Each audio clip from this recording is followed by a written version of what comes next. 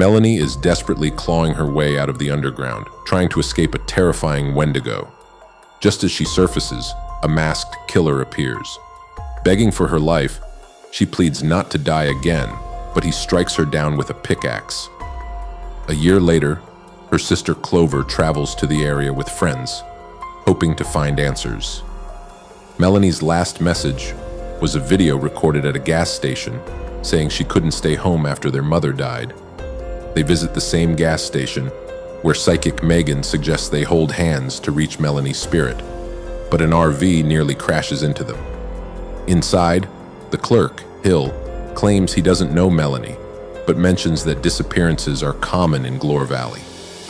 That convinces Clover to keep going. Later that night, as they drive through a storm, the car suddenly breaks into a strange pocket of clear weather. There's no cell signal, and nearby they find a cross and a large, eerie house. Curious, Clover reaches out and feels the rain just outside the barrier, then spots a shadowy figure on the road and chases after it. Max, her ex, pulls her back, but the figure is gone.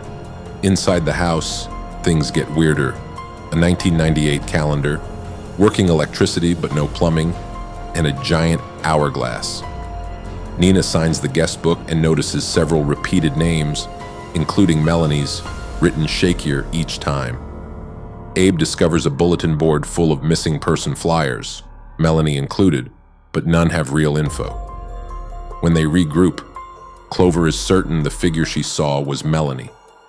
Suddenly, they notice the hourglass has flipped by itself.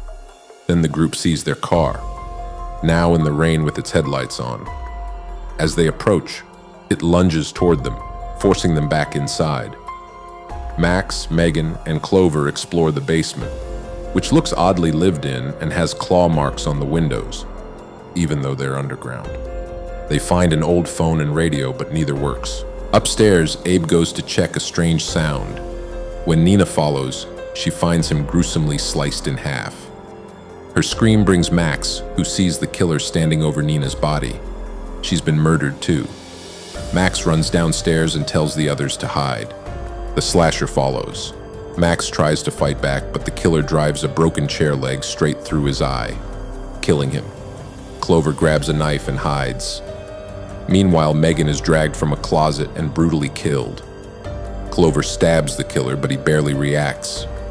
She flees, running through the woods, only to be caught and finished off with a pickaxe. Suddenly, the hourglass flips, and all 5 friends reappear in the house, alive but haunted by their memories. Their photos are now on the missing posters. Megan says something unnatural has hold of them. Back at the house, Megan begins channeling the spirits of the dead, repeating their final words. Her neck twists unnaturally before she collapses and dies. Max rushes to help her, but Abe warns him not to touch her. It might be contagious. Suddenly, someone knocks on the door. Melanie's voice begs for help. Clover wants to open it, but Abe warns her to stay back. The screaming grows louder. Max gives in and opens the door. Clover runs outside, but finds nothing. Across the road, an old shack has appeared, its door marked with a cryptic message against Glore Valley. Suddenly, an invisible force throws her down. Max is flung back inside, and the door slams shut.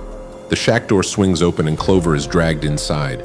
She thinks she's safe, until she's violently yanked in and the door slams shut.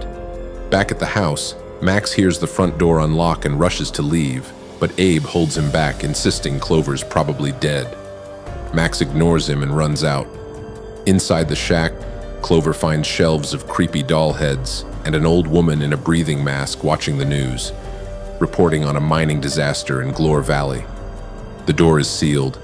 The woman says Clover must either survive the night or become part of it, then forces her to breathe from the mask. Clover's eyes go black, and the old woman suddenly turns to ash. When Max arrives, the shack is silent. He steps inside. Meanwhile, Abe and Nina try to escape by car, but a towering creature blocks the road. Turning back, Nina finds her door stuck, and Abe already dead. The slasher is coming. She screams. Max searches the shack, finding creepy drawings and a TV flickering with ghostly images of the slasher, A sound upstairs leads him to a doll-filled room. A rocking chair moves on its own. When he stops it, a clown doll appears. He throws it, then senses someone behind him. It's Clover, wearing a mask. Without a word, she kills him. As she leaves, she's struck by a car, Abe's car, now driven by the slasher. She dies, her eyes turning normal again. The hourglass reverses, everything resets. The group reappears at the house again. Nina signs the guest book for the third time, and Megan looks physically weaker. They notice a new water tower outside. Barricading the doors, they hide in the bathroom. Strangely, the tap works now. Everyone drinks, while Clover tells them about the witch in the shack. No one understands her message. Then Abe starts coughing. Blood sprays as his body suddenly explodes. Nina tries to clean up, only to explode as well. Panicked, Clover, Max, and Megan run, but Megan collapses. Her leg bursts open, then her stomach swells and explodes. She tries to crawl away, but another blast kills her. Desperate, Clover begs Max to end her before it happens again. He tries, but can't. Seconds later, he explodes. Barely alive, Clover hears someone whistling. To her shock, it's Hill, the gas station clerk, who walks into the room. He calmly tells Clover that staying still won't save her. Moments later, just like the others, she explodes. The hourglass resets again. Everyone returns, alive once more. This time, Megan notices something horrifying. Her mouth is growing extra teeth. The group begins searching the house again, more desperate than ever for answers. Clover discovers a locked box filled with old medical records and stacks of IDs. Strangely, they show that Hill once worked as a psychiatrist at multiple hospitals across the country. Digging further, she finds a yellowed newspaper article detailing a massive mining disaster in Glore Valley from 20 years ago. Over 1,000 people were killed, and Dr. Hill was brought in afterward to help the survivors. Even more shocking, the article explains that the entire town was swallowed by the earth. That revelation suddenly puts everything into place. Why no other buildings exist nearby, and why the basement has windows. It was never a basement at all. It used to be the ground floor, before the whole town sank into the earth. Elsewhere in the house, Nina opens a creaky old door and finds a tunnel stretching into darkness. An overwhelming sense of dread washes over her, and she quickly slams it shut. Meanwhile, Max discovers a box of old VHS tapes. Curious, he plays one, only to realize it's just an old adult film. But the next tape reveals something deeply disturbing. Footage from Hill's supposed clinic. Grainy, unsettling videos showing him performing grotesque experiments on his patients. In the footage, people appear to suffer from constant, repeated deaths. Their bodies are deteriorating, hair falling out, skin pale and damaged, as though the process of dying and being brought back is slowly destroying them. They look exhausted, traumatized, and desperate. They weren't just sick, they were tired of dying. In the video footage, one patient dies mid-experiment, while the other goes insane and starts eating the body. Eventually, he transforms into a Wendigo. Over the scene, Hill calmly states that Tess's subject lasted 11 nights. Suddenly, Hill speaks to the group through the radio. He offers them a way out. 4 can go free, but 1 must die. Abe thinks it's worth considering, but the rest are horrified. Then Megan says she senses something and points to a drawer. Inside, Clover finds a map marking one of Hill's old clinics. She suspects he's hiding there, though Abe reminds them all the buildings in that area were destroyed. Ignoring him, Clover grabs the radio and demands to meet Hill.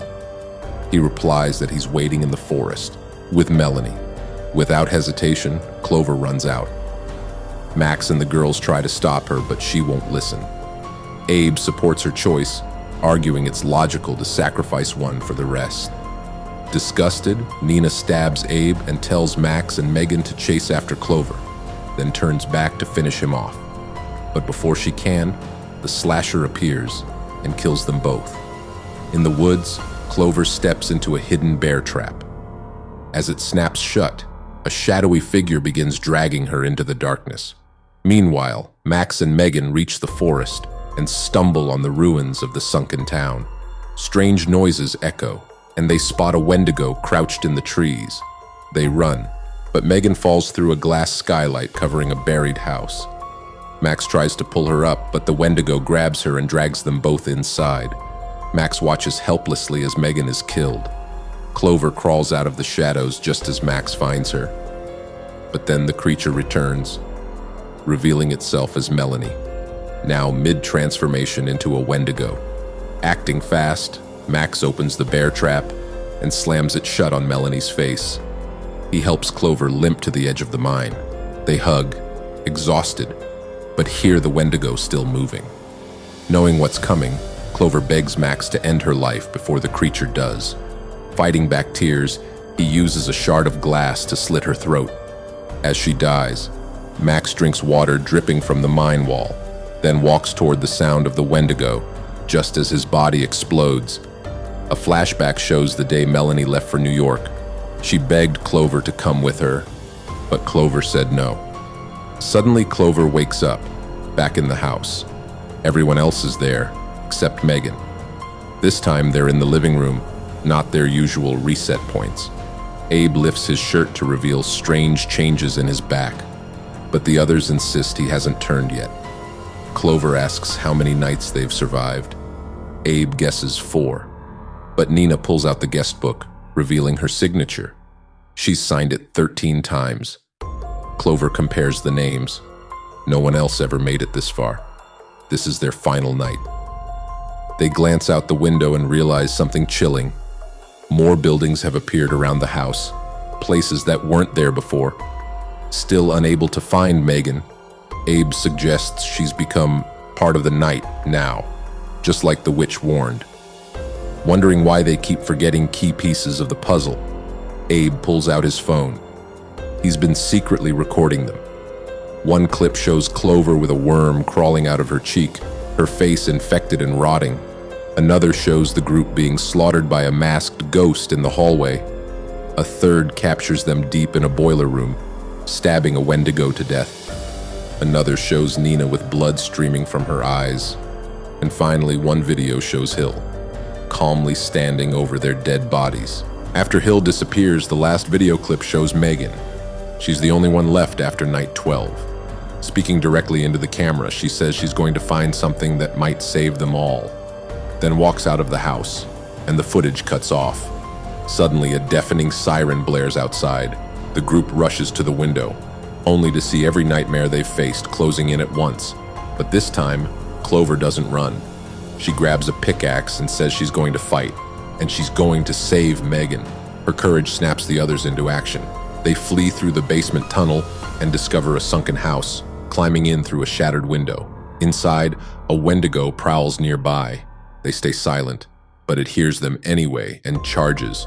The creature tackles Nina to the ground, but Clover lunges forward and stabs its leg with the pickaxe, pinning it down long enough for the others to escape. More Wendigos descend, drawn by the chaos. The friends run through the collapsing rooms and into a mine tunnel that leads to another buried house. They break through the garage door, only to see the slasher standing right above them on the skylight. He crashes through the glass. Max throws everything he can find to keep him busy, buying Clover just enough time to slip away on her own. She runs deeper into the mines, eventually entering a wide chamber, and finds Melanie. Before she can say anything, Melanie knocks her down. Clover scrambles for a stairwell, but Melanie grabs her, dragging her back. Clover holds up her hands and begs her to remember, but it's no use. She finally tackles Melanie and slams them both to the floor. Meanwhile, the others are battling the slasher. They hit him with everything they have, refusing to give up until he finally falls. Then, together, they lift a giant hammer and crush his skull, killing him for good.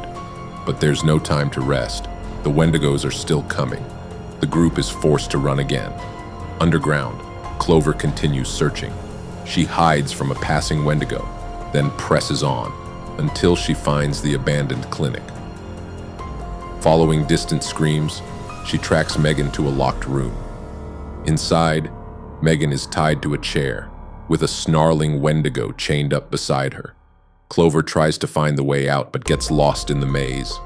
Desperate, she searches office after office until she finally discovers her own medical file and a wall of security monitors showing every room in the facility. Suddenly, Hill steps inside and locks the door. Sipping coffee, he calmly explains everything. Glore Valley has been harvesting Clover's fear, using it to power the horrors around her. Every monster, every death, all of it came from inside her. As he rambles on, Clover discreetly slides his coffee cup beneath a leaking pipe.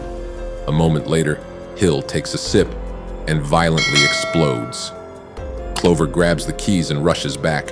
She reaches Megan just as the chained Wendigo breaks free, but the girls manage to slam the door and barricade it before it gets to them. Now both groups are running for their lives. Nina's team finds a stairwell and escapes. Clover and Megan dig their way out, just like Melanie once did, and finally emerge beneath the cross in front of the house. The Wendigos try to pull them back in, but the others arrive just in time to fight them off. The final grain of sand drops in the hourglass. But this time, it doesn't flip. The storm outside clears. The forest falls still, and the nightmare ends. The friends climb into their car and finally drive away. Sometime later, a new group arrives at the house, and far in the woods, Hill's eerie whistle echoes once more.